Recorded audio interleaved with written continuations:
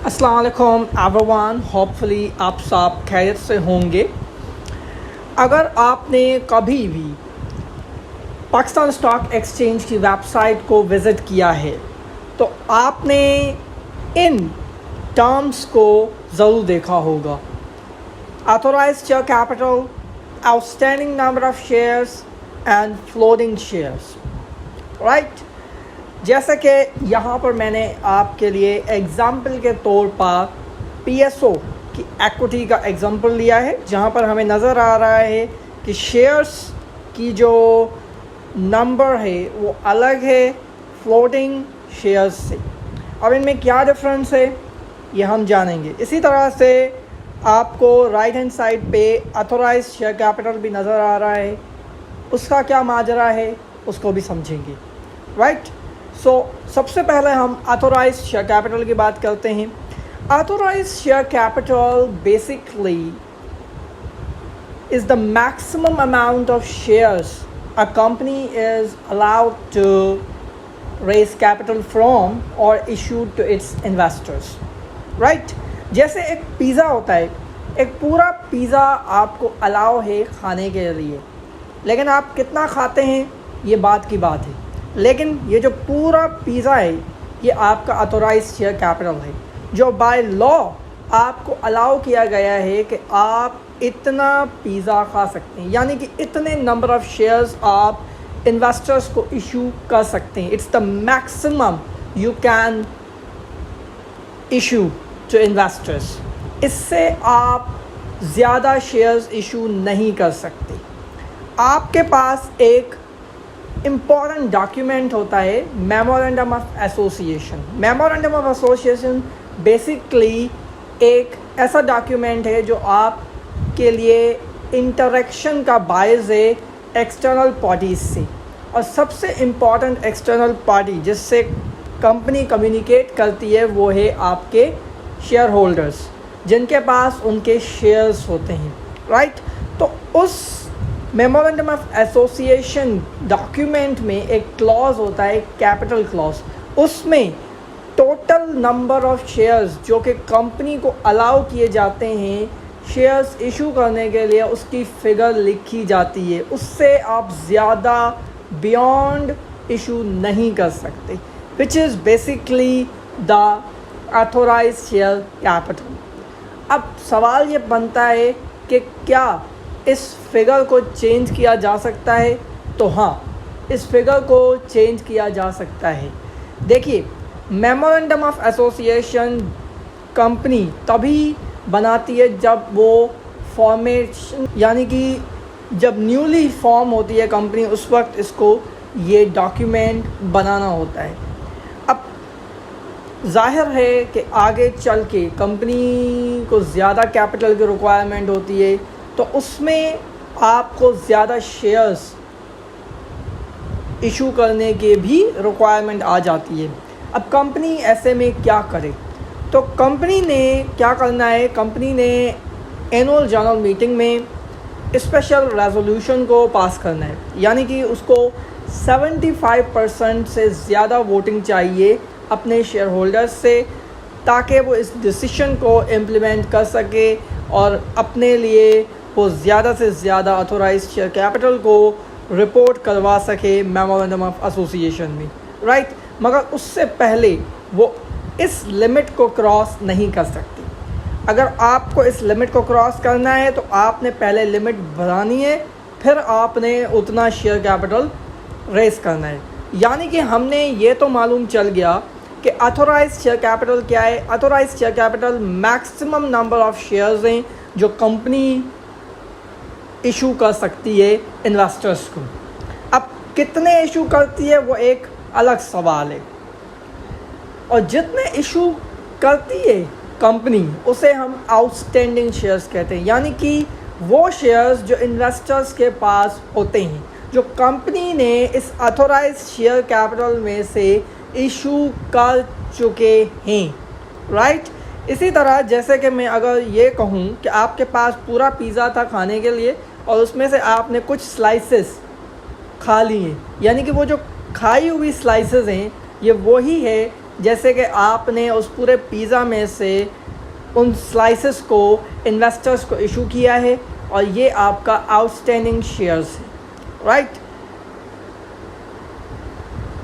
यानी कि outstanding number of shares वो हैं जो इन्वेस्टर्स के पास इस वक्त आपने इशू किए हुए हैं, इसके थ्रू आपने कैपिटल रेज किया होगा, राइट।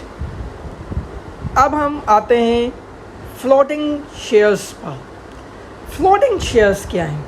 देखिए, difference floating and outstanding shares में इतना है कि जो फ्लोटिंग शेयर्स हैं वो इस वक्त पाकिस्तान स्टॉक एक्सचेंज या किसी भी एक्सचेंज में फ्रीली ट्रेड हो रहे हैं, यानी कि उनको बाय भी किया जा सकता है, सेल भी किया जा सकता है। जो इन्वेस्टर्स ने इन शेयर्स को ख़रीदा था कंपनी से, वो विलिंग हैं कि हम इनको सेल आउट करेंगे, यानी कि अगर किसी को बाय करना है तो वो बाय कर सकता है सिर्फ़ और सिर्फ फ्री फ्लोटिंग शेयर्स को। अब आउटस्टैंडिंग शेयर्स भी वो सारे शेयर्स हैं जो इन्वेस्टर्स के पास हैं। तो इन दोनों में क्या डिफरेंस है? इन दोनों में जो डिफरेंस है वो है रिस्ट्रिक्टेड स्टॉक और क्लोजली हेल्ड शेयर्स का। देखिए, क्लोजली हेल्ड शेयर्स वो शेयर्स हैं जो बड़े इन्वेस्टर्स के पास हैं, यानी कि वो इन्वेस्टर्स जो अपने ऑनरशिप को रिड्यूस नहीं करना चाहते, उनका कंपनी में डिसीजन मेकिंग में एक बहुत बड़ा स्टेक है। अगरचे उन्होंने वो शेयर्स सेल कर दिए तो फिर उनकी डिसीजन मेकिंग में उनकी जो पावर है कंपनी में वो नीचे चली जाएगी और वो ये नहीं चाहते। इसीलिए वो इन शेयर्स को अपने पास ही रखना चाहते हैं, वो इन शेयर्स को सेल नहीं करना चाहते क्योंकि उनकी ऑनरशिप इफ़ेक्ट हो जाएगी। इसीलिए उन्हें कहते हैं क्लोजली हेल्ड शेयर्स, राइट। तो यहाँ पर हमें ये देखा कि ये शेयर्स फ्रीली ट्रेडेबल नहीं हैं स्टॉक एक्सचेंज में, हालांकि ये शेयर्स इन्वेस्टर्स को इशू हो चुकी हैं। इसी तरह रिस्ट्रिक्टेड स्टॉक्स को रिस्ट्रिक्ट किया जाता है कंपनी की तरफ से ही कि वो ट्रांसफ़र ना हो किसी भी इन्वेस्टर को। क्या मतलब? जैसे हमने डेरिवेटिव्स में ऑप्शंस पढ़ा है, उसमें क्या होता है कि हमने एम्प्लॉइज़ को या किसी भी हमने इन्वेस्टर को ये शेयर्स दिए होते हैं एक ऑप्शन के तहत, यानी कि आप एक फ्यूचर डेट पर इन शेयर्स को सेल करके फ़ायदा हासिल कर सकते हैं, राइट। यानी कि आपके पास ऑप्शन है, अगर प्राइस बढ़ गई तो आप ऑप्शन को एक्सरसाइज करेंगे, अगर उससे कम हुई तो फिर आप उस ऑप्शन को एक्सरसाइज नहीं कर सकते क्योंकि ऑब्वियसली इन्वेस्टर का कोई फ़ायदा नहीं है। लेकिन आपने ऑप्शन को जब आप लेते हो तो आप अपने रिस्क को मिटिगेट करते हो और आप एक फ्यूचर डेट पर एक प्राइस के ऊपर आपको ये ऑप्शन होता है कि आप उस कंपनी से वो शेयर बाय करें और फिर आप उसको बहुत बड़ी प्राइस पे सेल करके फ़ायदा हासिल करें। लेकिन अगर उस फ्यूचर डेट पर उसकी प्राइस कम हो गई तो आप उस ऑप्शन को बाय नहीं करेंगे, यानी कि आपके पास एक प्राइस पहले से ही दी जाती है कि आप इस प्राइस पे कंपनी से बाय कर सकते हो शेयर्स को, वो आप अब उस प्राइस पे बाय नहीं करेंगे क्योंकि आपको नुकसान होगा, उस ऑप्शन का फ़ायदा नहीं है, राइट। तो ऐसे में क्या कंपनी ने सारे शेयर्स को इशू कर देना है? नहीं, उनको रिस्ट्रिक्ट रखना है कि इन शेयर्स को हम ट्रांसफ़र नहीं कर सकते, ये किसी इन्वेस्टर्स को अलॉट किए गए हैं, अगर उन्होंने ऑप्शन एक्सरसाइज किया तो हमें ये देने पड़ेंगे, राइट।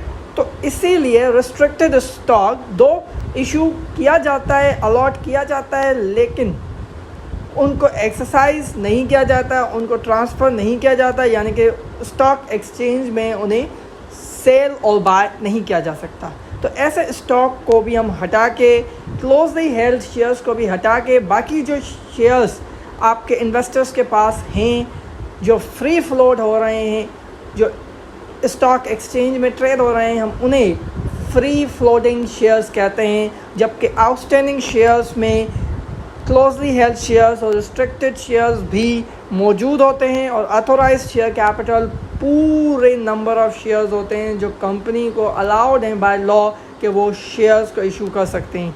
तो अब आपको ये डिफरेंस समझ आ गया होगा कि 45% जो PSO के शेयर्स हैं वो इस वक्त फ्री फ्लोट में हैं, जबकि 55% वो शेयर्स हैं जो इस वक्त इन्वेस्टर्स ने स्टॉक एक्सचेंज में फ्लोट नहीं करे हुए, यानी कि वो क्लोजली हेल्ड शेयर्स हैं या फिर रिस्ट्रिक्टेड शेयर्स हैं जिनको फ्री फ्लोट नहीं किया जा रहा। होपफुली तीनों टर्म्स आपको समझ आ गए होंगे।